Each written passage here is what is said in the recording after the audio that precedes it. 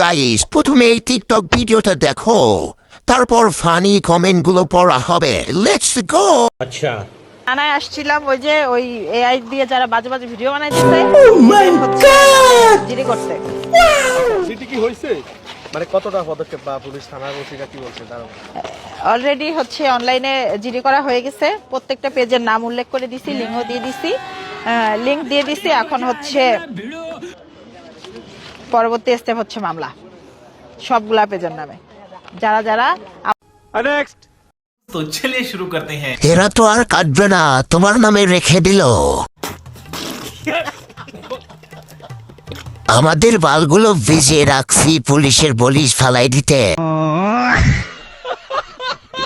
পুলিশের সাথে খেলতে আসছে থানায়, লিঙ্গ দিয়ে দিছে, হা হা।